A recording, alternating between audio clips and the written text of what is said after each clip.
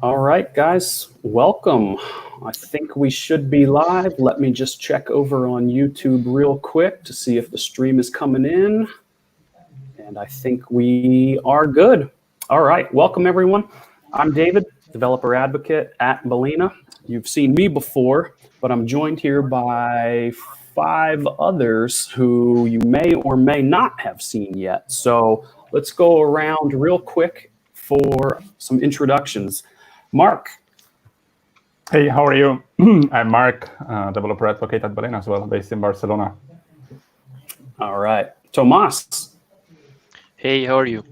Tomas, I'm from Buenos Aires. I'm a hardware hacker at Balena. Okay. Yep. Alan? Hello, I'm Alan, near Philadelphia, Pennsylvania. I'm also a hardware hacker here at Balena. I see that something is missing from behind you. Normally there should be an LED alerter. I'm a little disappointed that it's not there, but we'll down for more hacking and maintenance. I'm it's stepping down for it up, hacking. so it'll be better than ever for next time. It's down for technical difficulties. All right. Jason, you're up next. You've been on the show before, but go ahead and give us a quick introduction. Sure. Hi, good morning. Happy Friday. My name is Jason Koo. I'm a developer advocate at AlwaysAI, which is a computer vision development platform. Awesome. Thanks. And we'll cover it a little bit later in more detail. But for those who are watching, Jason, you were on the show on episode 8, so 4 or 5 weeks back now, and you did some really cool demos and some live coding while troubleshooting. So folks who haven't seen that one, by all means, go check that out as well. It's in the IoT Happy Hour playlist on our YouTube stream here on the channel. So the last person, but not least, Thibault, you want to say hello and give a quick introduction of who you are before we hop into actual project information of what you're going to be talking about today? Yes, of course. Yeah, I'm Thibault. I'm from France and based in France also. And I'm hardware and software hacker, we can say. And I work as freelance and in plenty of cool projects. And the one I will be featuring today is OpenDataCam. Awesome, very cool. So I see on the screen we've got the URL to the GitHub link. I'll grab that and I'll put it into the YouTube chat so that folks can hit that. Obviously, it's also the very first thing that comes up when you Google it, so it's not exactly hard to find, but we'll drop that in there. And I want to take a quick peek over at the comments as well, because I see some folks are getting joined in. I see iShot JR is in, Chris is there, Anuj, thanks for joining. Alessandro from ARM, thanks for joining. We are going to be talking AI in containers on miniature devices today, so it's definitely up your alley, Alessandro. Let's see here. So with that out of the way, I usually like to do a quick little segment on what are people hacking on, or what kind of parts did you get this week. I'm going to kick us off because I've got something cool I want to show here, which is in the theme of AI. I got from a friend, from a neighbor actually, who works for a company called AD Link, their new it is called an industrial prototyping board, and it uses an SMARC module on the back. I'm trying to get it in frame. It's a little bit tough to see here. But this board is geared towards enterprise-grade AI on the edge. Now, we'll get into the details of this in a moment when Thibault takes away the project description. But this board has embedded in it an Intel Movidius Myriad X NPU. So this is an Intel x86. This is an Atom processor over here. It's got USB 3. It's got obviously LAN ports, Wi-Fi, HDMI, all the stuff that a typical Raspberry Pi or other single board computer would have. But it's 100% geared toward edge AI. So no need for a USB stick like Intel makes those NCS neural compute sticks that attach via USB, but it's literally embedded into the PCB here. So pretty cool device. I do have it running Balena OS using a generic x86 image. So next up is going to be getting a camera attached and see what kind of object detection and classification we can do. So that's me. That's cool. It looks like a coffee table from the 90s. Yeah. Jason, what do you have on your desk? Anything fun? Anything that's new? Good question. Just I think most of the stuff On your back, maybe. all the good stuff's in the bag for running around. No, actually, the only thing new I got were some ham radios because I'm trying to get into that space. And I've had them for about a week now. Let me see if you can maybe go pull it over. That's great. Ham radio is so retro. That's This really is cool. like, so anyone who's actually in ham will laugh at this, but this is like the starter ham radio set. This is the Baofeng. Well, another company's built it, but this is basically the Baofeng. And I have managed miraculously over the last week to still not get it set up correctly. So I can only listen to NOAA at the moment and haven't been able to figure out how to listen in on my local ham channels. But yeah, so this is my current project when I have free time. Very cool. Thibault, what do you have on your desk? Anything fun? I have, I have all the Jetson family, but this is like I will be featuring this afterwards. I have actually something really old. I have I think it's the first Raspberry Pi, 2011, and I just recycled this thing. I did that last week. I used a project called Pi-hole. I don't know if you know it. It's you hook it to your router, and it does a DNS ads filtering, at DNS level. Yeah, and we have a project based on that. So we have a Etcher featured project for Pi-hole that you can deploy straight from Balena and get Pi-hole set up on your network. Yep. Okay, and you see it's it's working with big SD cards. Not with the micro one. Old school. Yeah, old school. Old school. Yeah, it was taking lots of dust, and now it's working. I guess the Pi-hole project, it doesn't really work for me because it blocks too much things, but it was fun to try. All right, very cool. Well, let's do a quick reminder for the audience to go ahead and drop any questions into chat as we go. I'll grab them. Tomas will grab them. Andrew's watching as well. He can grab them. So we'll make sure that they get relayed over to Thibault as we go. So I think we're probably about set. I did want to start us off, though, with one quick question. Jason, you remember a couple weeks back when you were on, I opened up with what is the craziest thing that you can detect, object detection or classification with, a container. And my answer, of course, was a velociraptor. I mean, if you see a velociraptor appear on your camera, you've got a whole different set of problems. So let me actually alter this question a little bit for Thibault, though. What is the craziest, I guess, use case or project you've seen built on OpenDataCam that you're like, wow, I had no idea we could even be used in that kind of scenario? Yeah, actually, I have a pretty fun one.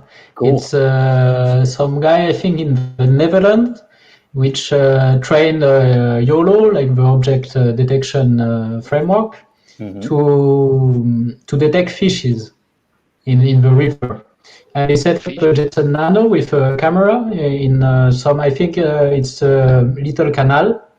And he's a scientist. He's doing some statistic biology. I don't know how you say it in English. He's doing some statistic of how many fish are passing by.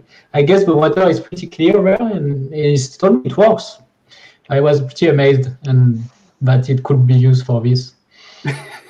Okay, so that makes sense. I could see that. Yeah, if you're doing science, if you're doing environmental studies and things, I could see that. I guess I have in mind the stereotypical salmon jumping upstream into the bear's mouth, like count the number of salmon that that are jumping up the waterfall and get eaten.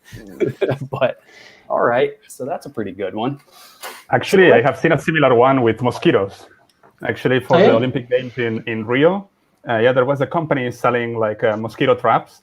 And actually, during the Olympic Games in Brazil, there was this mosquito, that was with this disease, that was popular at that moment, and actually was detecting if it was like a male or a female, I don't remember, bringing that disease, and it was killing the mosquito. The trap was killing the mosquito if it was a bad one, and if it was like a kind of a good one, it was leaving it free. Was it working? Crazy. Yeah, no, actually, I think it was a German company, and they were selling tons of these machines all around the world. Yeah. Or they are already still selling, yeah. Wow. Nice. I didn't know there was such thing as a good mosquito, but all right. So let's let's kick it off then. So OpenDataCam is something that we've explored a little bit here in the past. Alan, I know you've done some experiments, and I think it was in one of our early episodes you showed off a setup you had there. But now we've got one of the project maintainers with us. So Thibault, if you want to give us a quick overview, some background, some context, and sort of describe the project, I think that would really give certainly all of us, as well as the audience, a good baseline understanding of what it is.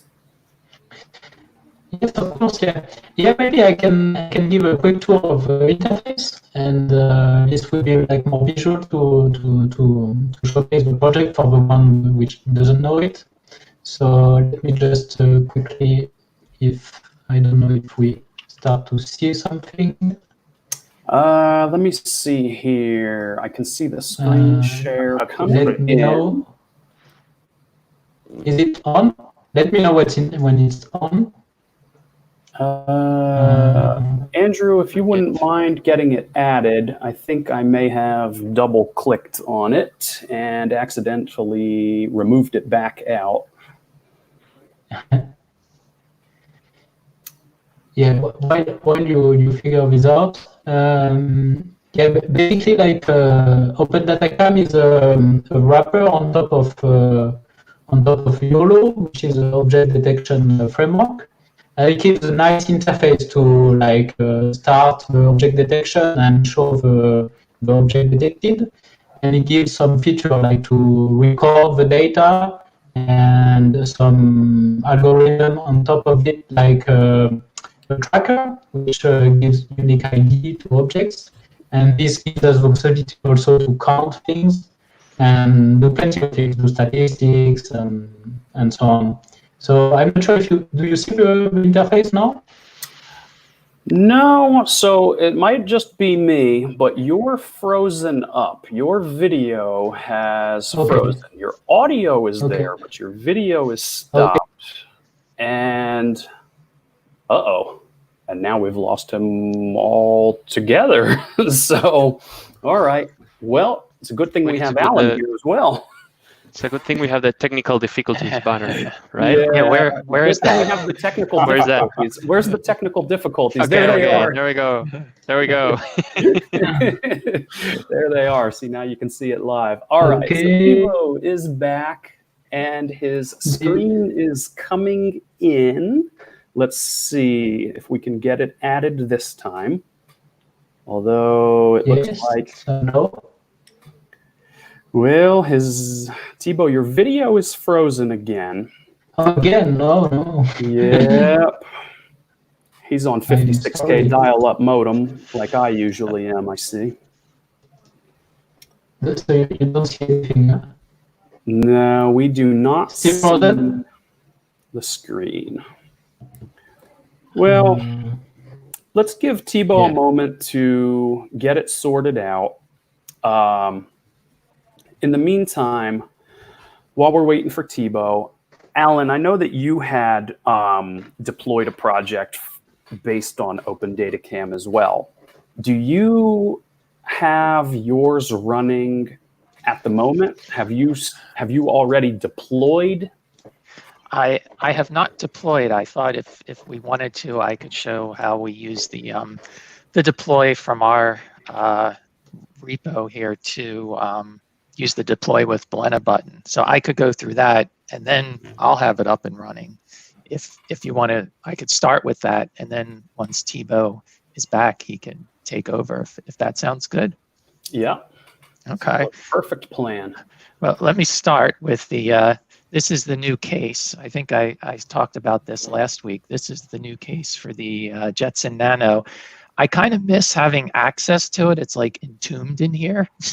It is an amazing machine. It sure is. It's nice that because it has a fan now, and the Nano can get hot, especially while it's classifying things or running OpenDataCam or others like it.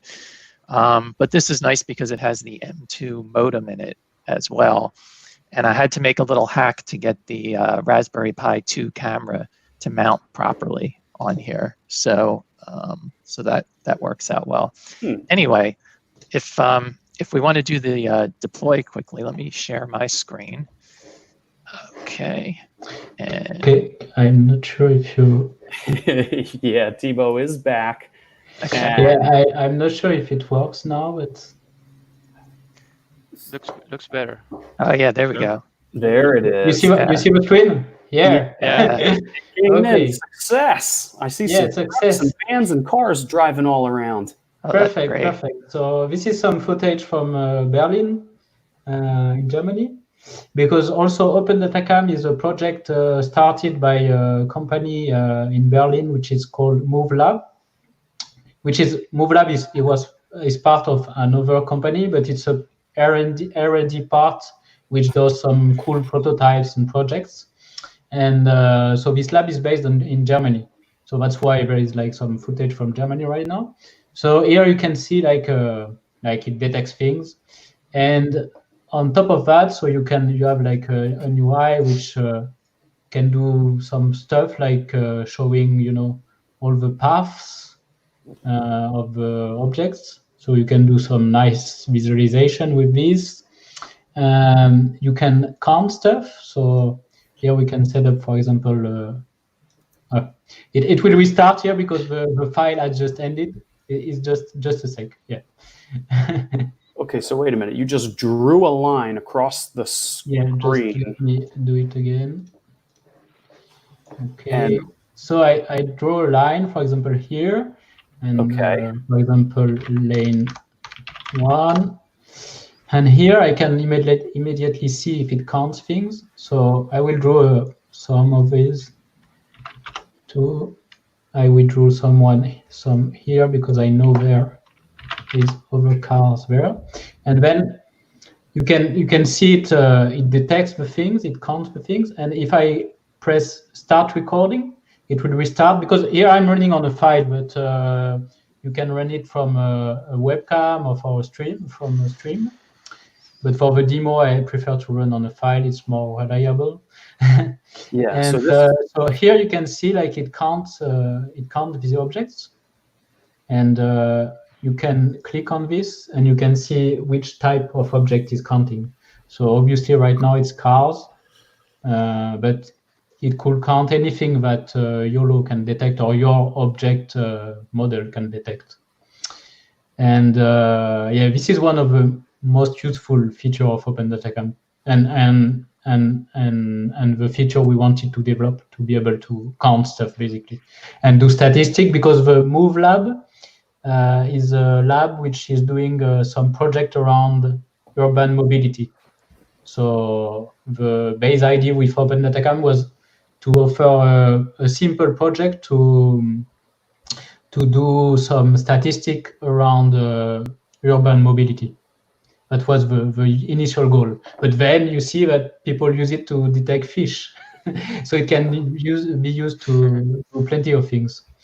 And then you have also like a data tab. So here you can have like you have plenty of things. You can have like the exports of the data.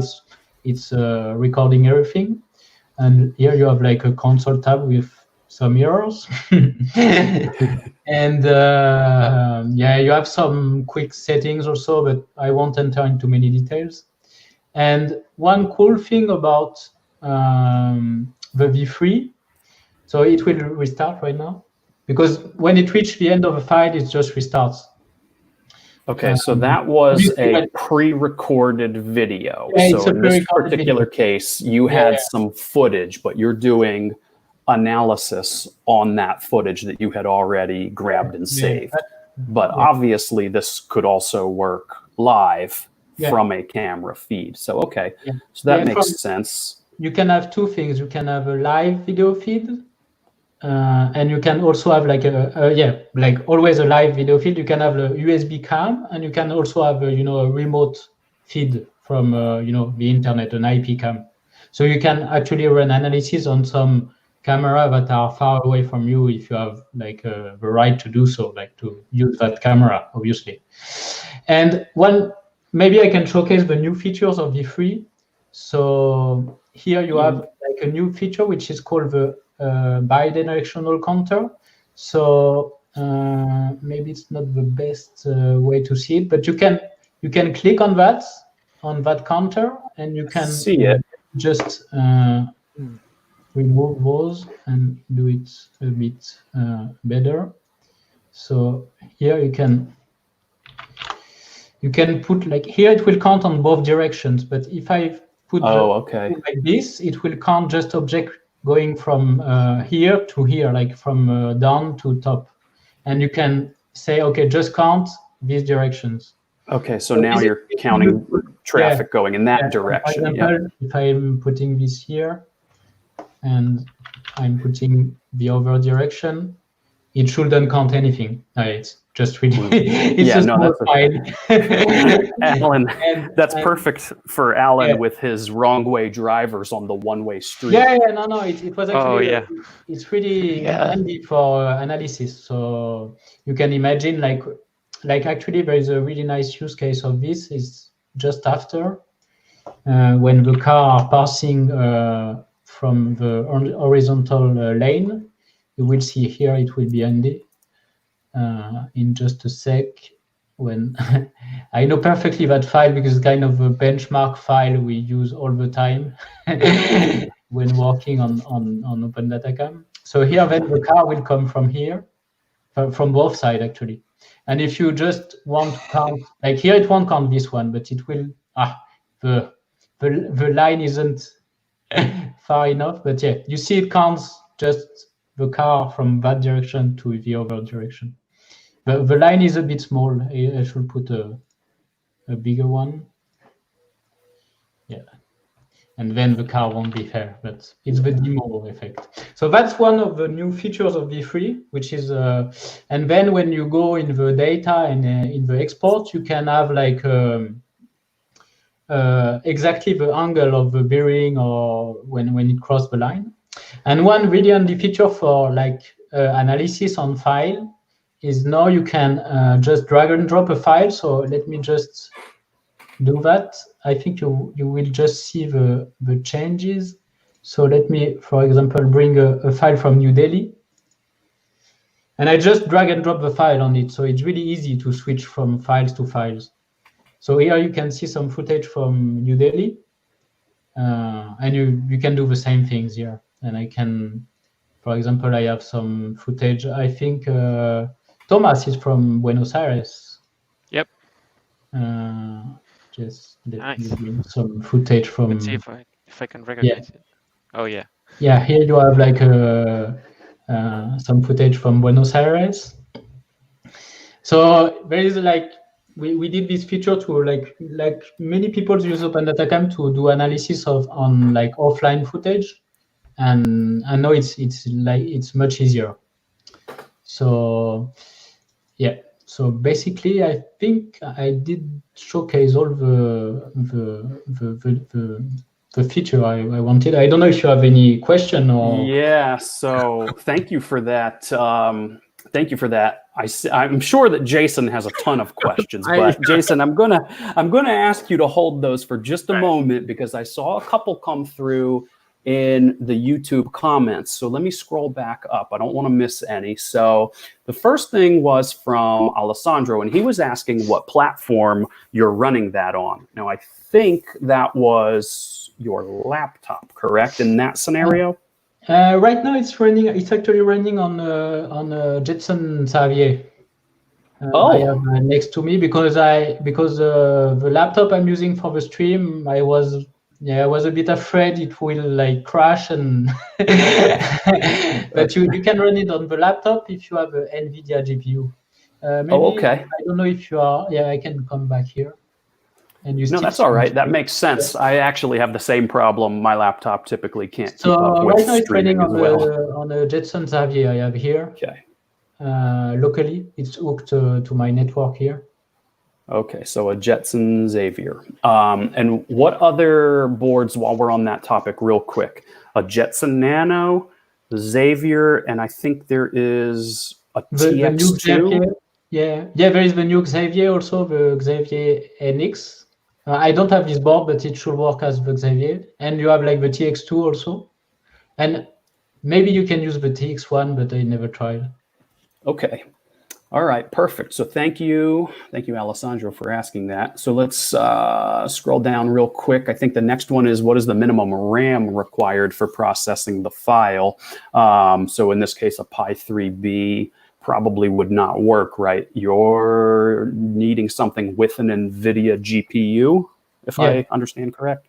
Yeah. In this current state, you need the NVIDIA GPU.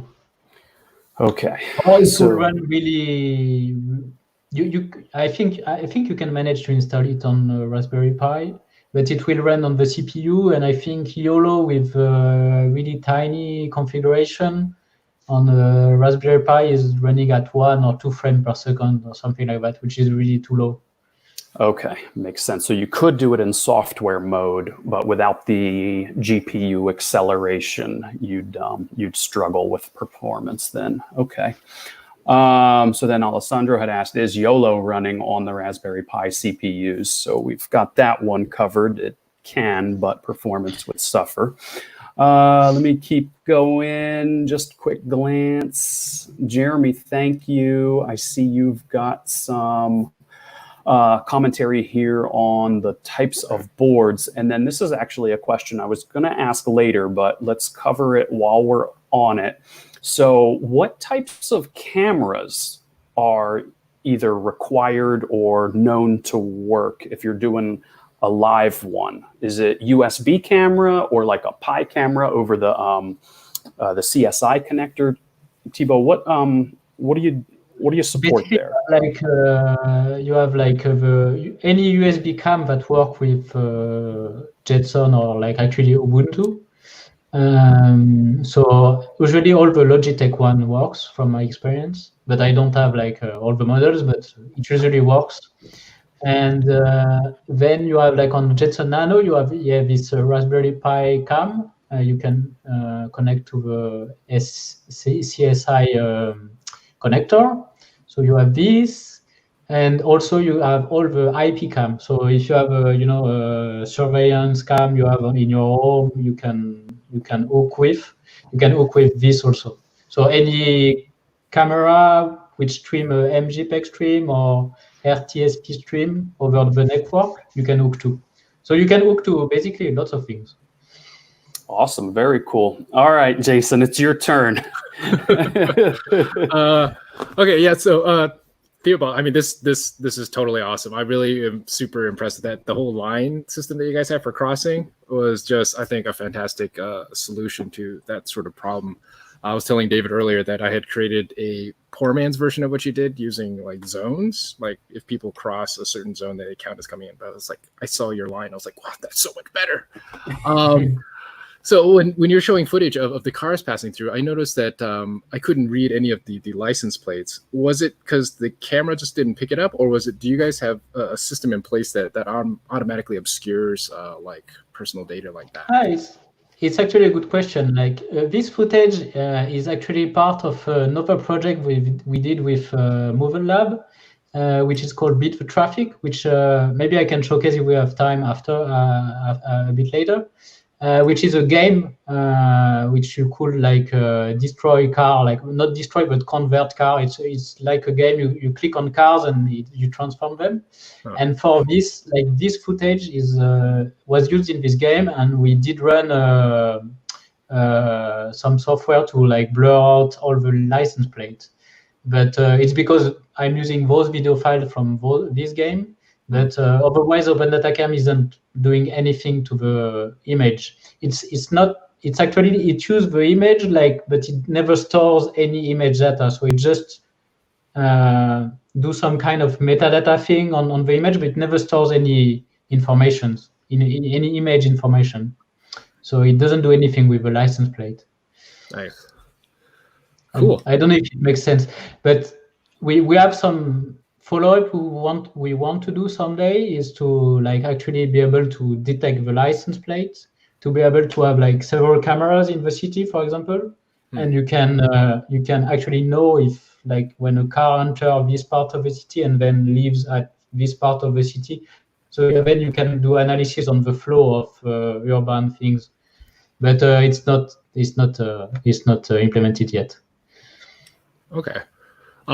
So I could probably find this out just by looking at the documentation. But so when the system is doing detections, can other than just writing to like a file, like a JSON file, can it kick off like a webhook or an API call to a different service to, I guess, coordinate different sorts of detection? Right now, no, but you could add this feature pretty easily.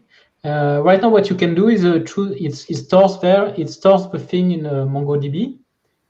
So one thing you can do is like store the thing in some external MongoDB. Or one other thing you can do is like there is actually an API. So when I show the stream, actually the front end is like giving live information from the neural network. So there is an API which is documented. So you could hook another system of you to this, and then it gets live information, live notification from OpenDataCam. So I think you can do it. There is not like a in-place system to hook things, but you can do it. Very like it's documented, so it's a bit of work, but I think you can do it. Nice. Depends on what you want to hook to. Okay, cool. All right, I'll just ask one more question. So the system currently uses a Yolo object detection. So if somebody wanted to provide their own kind of retrained Yolo or swap Yolo entirely, how involved is that? Like, what's the process for that? So swap Yolo, you actually can't, because we have we are like tied to Darknet, which is the framework running Yolo. Well, our framework running Yolo, like all kind of AI framework run Yolo nowadays, but we are tied to Darknet, because it was the only one at the time. So you can't use something else than Yolo. It's really like you would need to re-implement all the underlayer of OpenDataCam, but you can actually use your own custom trained model of Yolo, and it's pretty easy. I've set up a documentation, and you just need to, in the config, you need to change the weights you are using, and also like a bunch of small files you have. But it's straightforward to do if you have trained. Like the thing that is not straightforward is to train your own Yolo model. But this is getting easier also. But this is not documented. But you can use your own weights easily. Cool. Excellent. Thank you. Awesome. So I saw a few other questions roll in from Philip here. Can I run it on my MacBook using a Docker script provided in GitHub? So a MacBook does not have an NVIDIA GPU in it, I don't believe, right? But would you be able, Thibault, would you be able to at least run it in software rendering, even if performance perhaps was not great? No, yeah, not the Docker image out of the box that is done right now, but you could run it on the CPU of a MacBook Pro. if you compile the darknet for CPU. It's not really documented, but there is a documentation how to use OpenDataCam without Docker. If you look in the documentation. And here you just need to change a flag, which is normally GPU, and you just put 0 to the GPU, you recompile the thing, and I think it should work. I never tried, but I think it should work. Slowly, all right. but it should work. Well, Philip, try it out and let us know how it goes.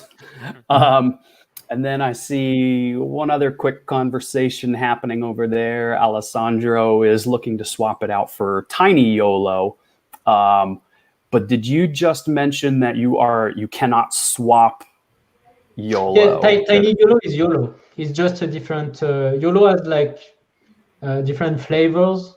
Oh, okay. So basically, like you can use tiny Yolo. Actually, it's what we are using on the Jetson Nano because it's not as powerful as the Jetson Xavier or the NVIDIA GPU that you can have on your laptop or on PC. So yeah, you can use tiny Yolo. Out of the box. All right, so it looks like Alessandro's got some experimenting. Well, heck, may not have to do any experimenting because it's already out of the box on the Jetson Nano. So, all right. And then let me see. One last rolled in here about can it run with an NVIDIA 2 gig GPU in Windows? So 2 gigs of NVIDIA GPU, I would suspect, is fine. And then it doesn't really matter if it's on Windows or not, would it, Thibault? Never tried on Windows. I guess if Docker allows GPUs on Windows, it should work. Actually, it would be interesting to try and you post on GitHub if you have issue. Yep.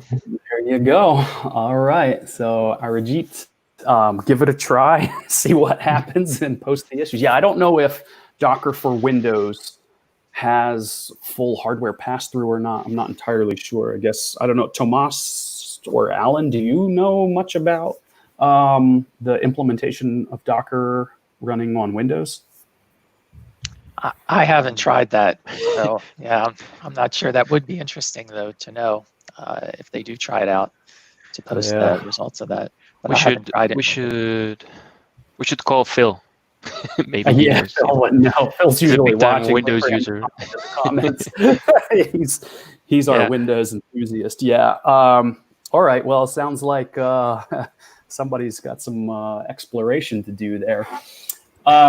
So the one thing that we haven't quite covered yet, I'm looking at the clock. I want to make sure that we're good on time. Alan, I know you were thinking about showing off a deployment that you have there. But before we get to that, I want to ask one quick question about multiple cameras and scaling. And I guess I don't fully understand in my mind how you would expand beyond one camera. So Thibault, can you give me a little bit of an overview or talk about what it's like when you have 2, 3, 4 cameras or multiple locations, or how does that all play out? Yeah, so right now you need to have multiple hardware. So for example, you have like multiple Jetson and each Jetson has one camera hooked to it. But the thing is, like, this was thought like that at the beginning because at the time, like, it was already a lot to run, Yolo on one Jetson. But now, like with the new Jetson NX and Xavier, you can infer like for 4 cameras or 5 cameras on one board. But right now, OpenDataCam doesn't support it. Actually, the darknet which we are using isn't supporting like several inputs, so it's not supported now, but it's something we will really much like to look into in the future. But right now it's really thought that you have one board, one camera, one hardware, one camera.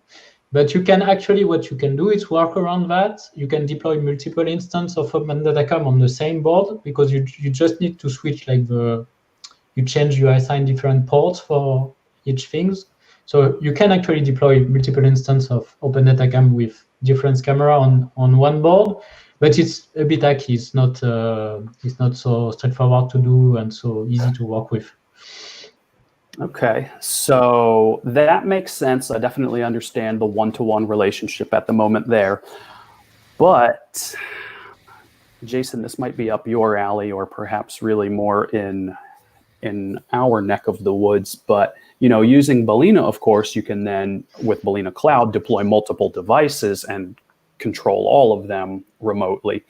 So in theory, then, one way to go about multiple camera solutions would be to have multiple boards wherever they may be. They could be geographically located, and you'd still have that management layer and the ability to control, command and control the system. Is there any framework on the OpenDataCam side then for the data? You said it's stored in a MongoDB. I'll assume that is being stored locally on the device. Is there any mechanism to sort of combine or merge those into one larger, call it master database? Yes, actually, you can specify in the config. You can specify some remote MongoDB, which like all the instances of OpenDataCam will write to, and this will work. And you would have, like in this MongoDB, you will have all the data like coming in. And I never tried, but I guess this works. But there is no way of it will work. And then when you open OpenDataCam, it will read from this DB. So you would have this nice data tab with all the data coming from several locations. It will work, I think. Sounds like something we might need to experiment with. Jason, we may need to give this a try. Yeah, no, this would be a lot of fun, actually. Yeah, I think this might be a future episode, Thibault. I think you just got yourself an invite back for a return episode, because we may have to give it a try. Thibault, are you aware? Do you know of anyone that has done it or tried it, or is it pretty much just theoretical at this point? I think there is some guy in Germany which is working for Arbort. I don't know how to pronounce this correctly in English, and he's more monitoring traffic around this Arbort. And he's deploying lots of TX2 with OpenDataCam since I think he's there since version 2, and since 1 or 2 years he's working on this project.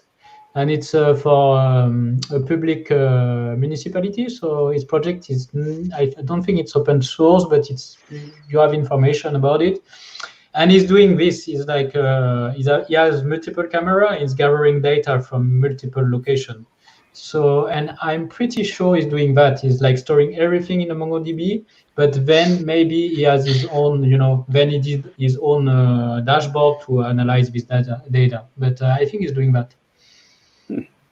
Interesting. Okay, cool. Yeah, I mean, I can see how, infrastructure, transportation, city planning, smart city, that kind of use case.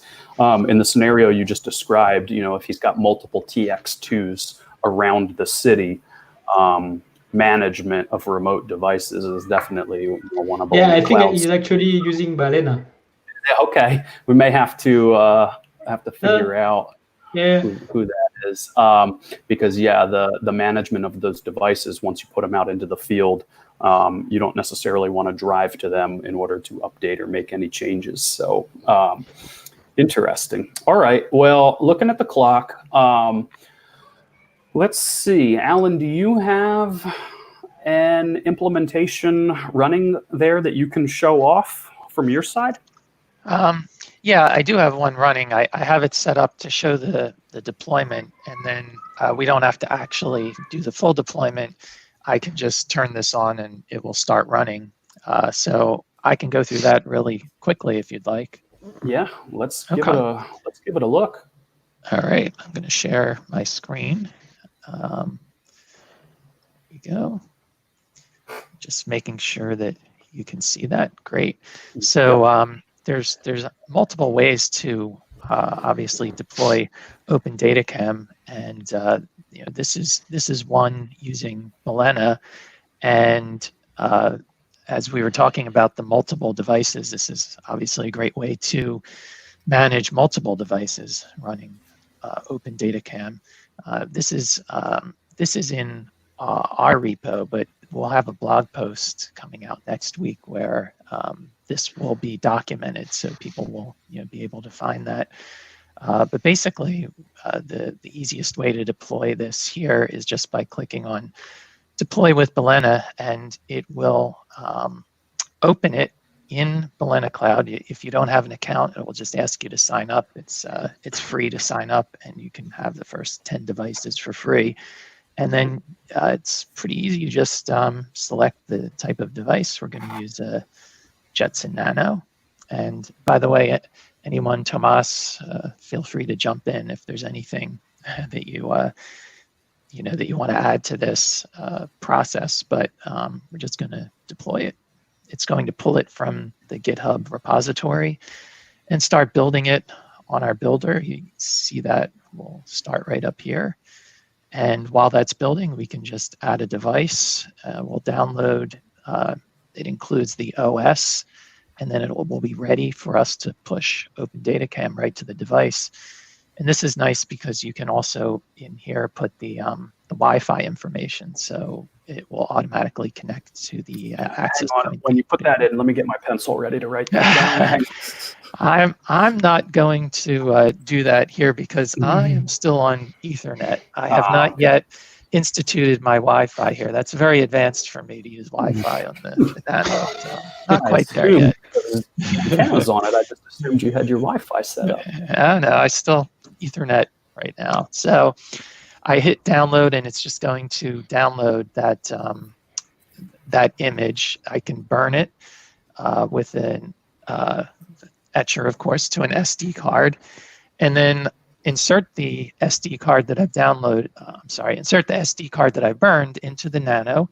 And then you can also, when you're doing that, add as many devices at this point as you want by continuing to download images and burning them to SD cards. Or you can actually use the same image and burn it to multiple SD cards, whichever is easier. And then once you've inserted it in here, I'm just going to power it up now that I have an actual power button on my Nano, which is pretty cool. Yeah. So that's one of the benefits of using one of these dedicated cases. Yeah, mine looks so now, so bare. Yeah. Yeah, share that link, man. Now, as if we're in a cooking show, I'm going to jump to the already made. You have one pre-baked? Yes, I have one pre-baked, and as soon as it goes online, it should only take a few seconds. You'll see it show up here, and this is where if I had multiple devices running this OpenDataCam, you would see them all listed here. But within a few seconds, it should show up here, and then I can go into the device and just show you. One of the cool things, though, I'll go into it before it actually just popped online, but one of the things we've set up here using Balena is to allow for device variables so that you can change some of the settings of OpenDataCam remotely. So you see here that I've actually set up what the address of my remote cam is, and I've changed the video input to remote cam. Normally, you would do that using the config JSON file in OpenDataCam. And you can still do that here. I've actually set this up so that that file is persisted across container restarts. So you can do that either way, but this is just nice to have. So I'm going to copy the IP address. It's a local IP, and then I'm just going to paste that in here and go in, and we should be loading our OpenDataCam, and it should be set to the proper remote camera that I have set up, and it should just pop right on here. This is the one that's coming up is not the good remote cam. It's the less that's all right. It's but the weird working, it's view. working. But yeah, it is working, and I can do the same type of counter here, which can't quite see it, but this is the road that I did in a previous Yep. live stream where we were looking You at the didn't wrong move way. mouse. And now I can detect when cars go the wrong way down this street by changing that directional counter. And it looks like I have an old counter here, which I will trash this one. But the UI is great, and I love this new feature. And let me just draw another line here real quick so that we can get some action. And one of the other things I noticed about this new version, if you're recording, so now we're recording this information. If you click on this, it gives you this nice kind of summary, and it's live, so you can see the cars going through there. Yeah, I think that was my line, and my camera is like the amount of space devoted to this little section is so little that I think it would miss something. But I do have another camera, and it was giving me trouble earlier, but it uses a video encoder. And that way you can get much, since it has a zoom lens, you can zoom in and get much better resolution, and it works a lot better. Which camera is this, Alan? So is this a Raspberry Pi camera, a typical Pi cam, or is this still an external? No, this camera is actually like a off-the-shelf $30 security camera that you would get on Amazon. And I'm it's just got a little bit of a fisheye lens. Yeah, and it's just really the placement here is not ideal. So I know that I know it's missing a few, but that's on me. That's not OpenDataCam. That's just how I have that's Alan's camera fault. set up. Yeah, that's So my it's fault. something I want to say for people trying it. It's like you need to be close to the objects, especially with the Jetson Nano, because the Jetson Nano is running the tiny configuration of Yolo, so it's not quite as accurate as the full Yolo. And so you need to be closer to the cars. Yeah, and I'm sorry that I'm not zoomed in. I mean, we could switch. It's fine. This is It's fine. it's actually it's clearly working. Yeah, it works great. And then you can see that it's recording the data in real time, and these are the files you can download from the counts that it's doing. And then of course there's the Pathfinder, which is really cool too. So so this is an implementation using Balena. And again, we could, if we wanted to go in here, we could just change to the USB cam or anything else. Yeah, interesting. So I see a question from, I think, someone on the team. Can you change what's counted in that little UI? So when you clicked on there you go, that little UI right there. What can I see? Is that bikes, motorcycles, cars? That can be modified? Yes. So in the config, you can, in the config file, and it's documented in the GitHub, you can change what you show. Like out of the box, it counts everything that Yolo knows how to count. So I think it's like something like 90 different things. And but on the UI, it will just show these 6 little classes. But you can change which ones. If you want to count, I don't know, fish, chairs or fish, you can change dinosaurs. This. And actually, a cool thing is like we use icon from the OpenMoji project, which are really nice icons of objects. So you have also nice icons of whatever you want. Neat. That is very cool. All right.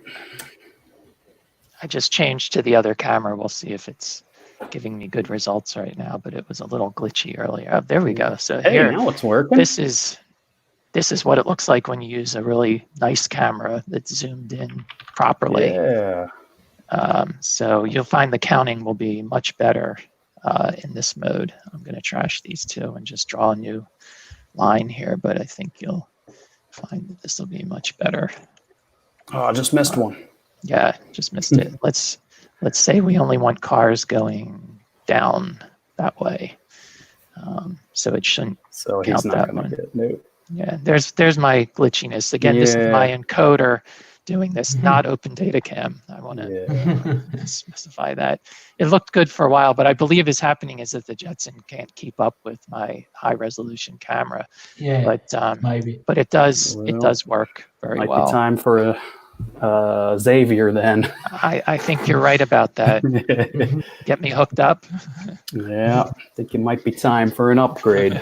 If I can add, like I think like this balena is adding like a really like inexistent feature on in OpenDataCams, but you can deploy and monitor your deployments, which is like out of the box for OpenDataCam. You need to have like a good knowledge of Docker and so on.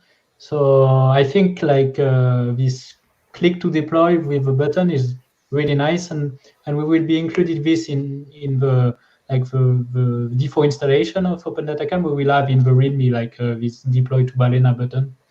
So I guess it's a really good thing to try for people. Yeah, absolutely. Well, I'm looking at the clock and I want to make sure we respect people's time as well that may need to run. So I think we'll probably wrap it up. Let me make sure. Did we get all of the questions? Did you guys see any others come through?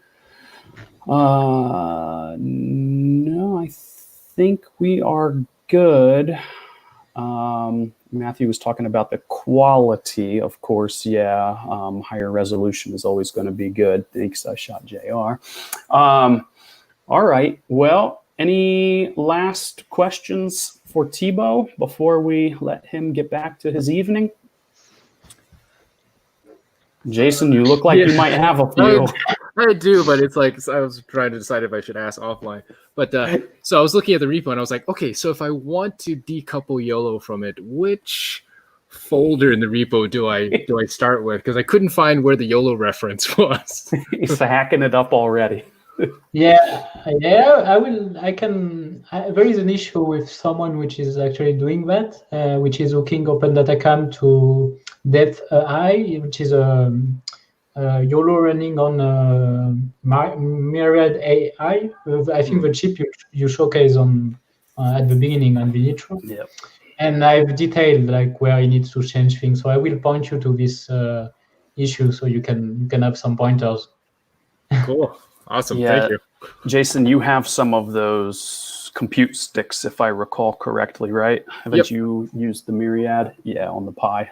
Yeah, I've got the a couple of those sticks, nanos, and of course I got the balena fin. So it'd be fun to spin this up on all of them and check it out. Yeah. But yeah, so I was curious to know if I could decouple Yolo so that I could try AlwaysAI's platform and be able to have someone like switch out to like basically any framework. Yeah, it's one of the goals of the next versions of OpenDataCam to be able to be neural network framework agnostic. So we just specify like in which format the detection should come, and then the idea will be to like there is also a DeepStream from NVIDIA, which is a really nice object detection framework they have, which is actually more performant on the Jetson than the one we are using.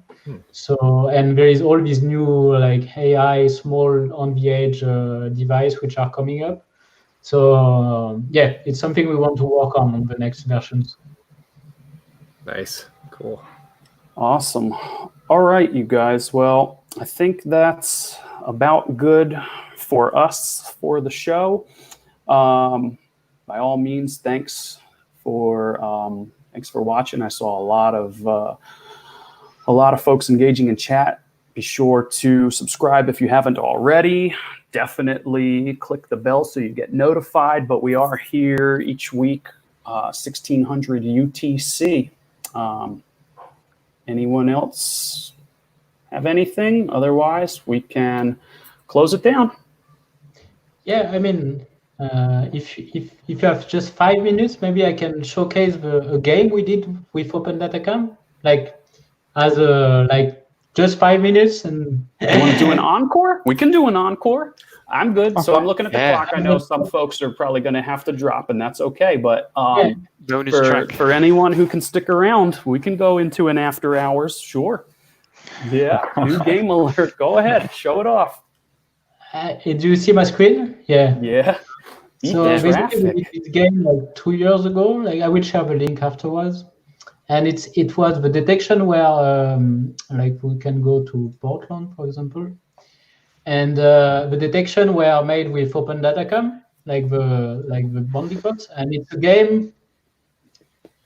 You can click the Click the cars, cars. so like you What? can.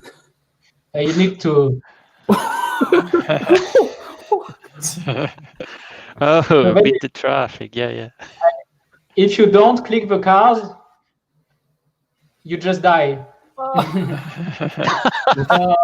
It's from like a project from Lab, so I will share the link on the description, and so you can play with it. And it works on mobiles also. Then you have like plenty of so yeah.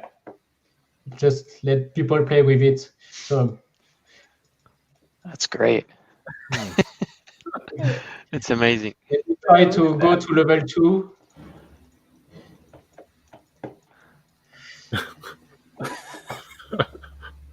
This is crazy.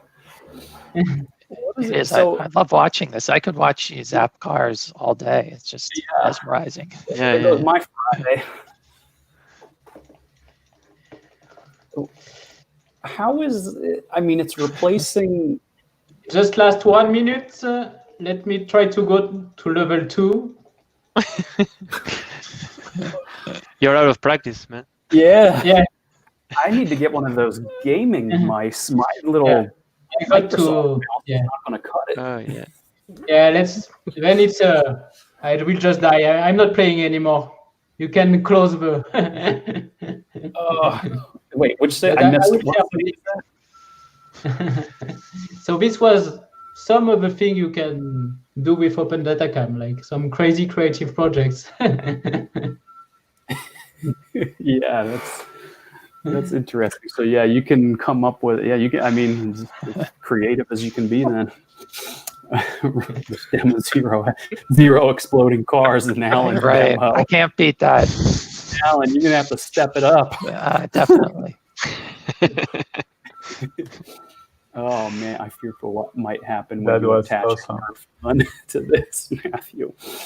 Awesome. Well, all right. Thank you, Thibault. That was an awesome way to close out the show. If anyone has any other questions or follow-up, certainly just reach out to us. You can find us on Twitter. Just ask, and we will see you all next week. Bye, guys. Bye-bye. Bye. Bye. Bye. Bye.